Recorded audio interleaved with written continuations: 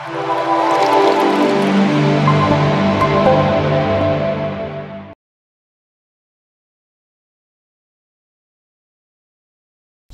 నమః.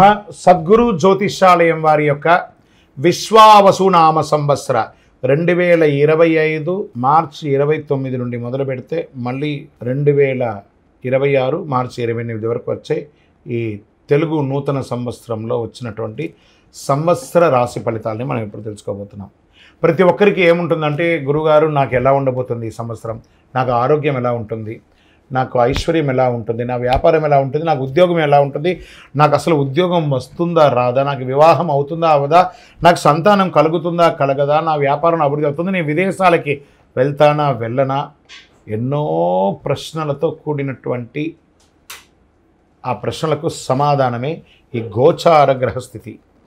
ఇందులో మళ్ళీ చెప్తున్నాను, గోచార గ్రహస్థితి మీ యొక్క వ్యక్తిగత జాతకానికి ఒక 30 నుంచి 40% మాత్రమే వర్తిస్తుంది. మీరు పుట్టినటువంటి ఆ లగ్నం, మీ యొక్క టైం ప్రకారం ఒక లగ్నం ఉంటుంది, మీ నక్షత్రం ఉంటుంది, మీ పాదం ఉంటుంది, దాని ప్రకారంగానే సంపూర్ణ జాతకాన్ని తెలుసుకోవడం కుదురుతుంది. నేను చెప్పే ఈ గోచార ఫలితాన్ని కొంతవరకు తీసుకోండి. తర్వాత మీ యొక్క వ్యక్తిగత జాతకాన్ని మీ పరిసర ప్రాంతాల్లో ఉన్నటువంటి గురువులను సంప్రదించండి. గురుగారు నాకు ఈ సంవత్సరం ఎలా ఉంది, నాకు జాతకం చెప్పండి అని వారి దగ్గర అవసరమైతేనే తెలుసుకోండి. మళ్ళీ చెప్తున్నాను, ప్రతి దాంట్లోనూ ప్రతి ఎపిసోడ్లోనూ నేను చెప్తూ ఉంటాను, జాతకం పడుతున్న వర్షానికి ఒక గొడుగు మాత్రమే, కానీ జాతకం జీవితం కాదు. మీరు మిమ్మల్ని నమ్మండి, మీ ఇష్టదైవాన్ని నమ్మండి, మీ కులదైవాన్ని నమ్మండి, మీ జీవితం బాగా ఉంటుంది. మరి లేదు గురుగారు మేము మీ దగ్గర తెలుసుకోవాలనుకుంటున్నామని చాలామందికి ఉంటుంది కదా.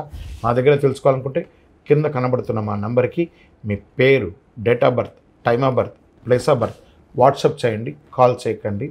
అది చూసిన తర్వాత మా అడ్మిన్స్ మీకు రిప్లై ఇస్తారు. మిథున రాశి వారికి మృగశిరా నక్షత్రం 3, 4 పాదములు, ఆరుద్ర నక్షత్రం, పునర్వసు నక్షత్రం 1, 2, 3 పాదాలు జన్మించిన మీరు మిథున రాశి వారిగా పరిగణించబడుతున్నారు. ఈ విశ్వావసునామ సంవత్సరం మీకు శుభాశుభ ఫలితాలు ఎలా ఉన్నాయంటే, ఈ సంవత్సరం శని భాగ్య రాజ్య రాశులతో సంచరించడం వల్ల అనుకూలుడు కాకపోవచ్చు. శుభకార్య విఘ్నములు, మనోవ్యాకులత, ఉద్యోగ వ్యాపార వ్యవసాయములందు చిన్న నష్టములు అవకాశాలు ఉన్నాయి. శ్రమ అధికంగా ఉంటుంది. స్వల్పము కాలంలో మీకు రావాల్సినటువంటి ప్రమోషన్స్ కానీ, ఇంక్రిమెంట్స్ కానీ, స్థాన చలనాలు అయ్యే అవకాశాలు ఎక్కువ ఉన్నాయని కూడా చెప్పవచ్చు. ధన సంపాదన, కీర్తి ప్రతిష్టలు అవి ఆటోమేటిక్గా వచ్చేస్తుంది. సమాజంలో మీ మాటకు విలువ ఉంటుంది. మిగిలిన సమయం అంతా కూడాను వ్యయ జన్మరాశులు ఎందు సంచరించే ధన వ్యయము, స్థాన చలనము కలుగుతుంది. పరిస్థితులు శ్రమకరంగా ఉంటుంది అని కూడా చెప్పవచ్చు. శుభమూలకంగా ధన వ్యయం, రాజానుకూలత లేకపోవడము, కీర్తిహాని కలిగే అవకాశాలున్నాయి. ఆస్తి సంబంధ విచారము, వాణిజ్యాలందరూ వ్యాపారంలో చాలా ఇబ్బందులు కలిగే అవకాశాలు ఉన్నాయి. మ్యానుఫ్యాక్చరింగ్ యూనిట్లో ఉన్న వాళ్ళకి మిశ్రమంగా ఉంటుంది. ఆర్థిక ద్రవ్యలోభం అనేది ఎక్కువ వస్తుందని కూడా చెప్పడం జరుగుతుంది. మీ యొక్క విలువైనటువంటి వస్తువులు కూడా మిస్ప్లేస్ అయ్యే అవకాశాలు కూడా ఉన్నాయి. ఒక శస్త్రచికిత్స ఆరోగ్యపరంగా జరిగే అవకాశాలు ఉన్నాయి. వాహనం నడిపేటప్పుడు జాగ్రత్తగా ఉండండి. విద్యార్థులకి చాలా ప్రోత్సాహకాలంగా ఉంటుందని కూడా చెప్పచ్చు. ఆషాఢ కార్తీకముల యందు కొంత కార్యానుకూలతగా ఉంటుంది. శ్రావణ భాద్రపద మాఘమాసముల యందు చాలా జాగ్రత్తగా ఉండాలి.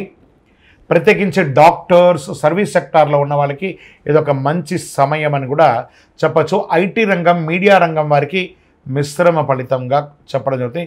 స్పోర్ట్స్ వాళ్ళకైతే అద్భుతమైనటువంటి సంవత్సరంగా ఈ సంవత్సరాన్ని చెప్పడం జరుగుతుంది. మృగశిరా నక్షత్రం వారికి ఆషాఢ బహుళం నుండి సంవత్సరాంతం వరకు నైదన తారయందు కేతువు సంచరిస్తున్నారు. ఆరుద్ర నక్షత్రం వారికి మార్గ శుక్లం నుండి జన్మతారయందు రాహువు, ఆషాఢ బహుళం నుండి నైదన తారయందు కేతు సంచరిస్తున్నారు.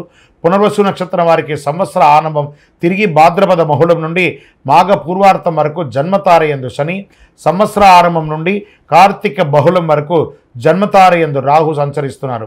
మొత్తం మీద మీరు ఈ సంవత్సరము మిశ్రమ ఫలితంగా కూడా మీరు చూసుకోవచ్చని కూడా చెప్పడం జరుగుతుంది.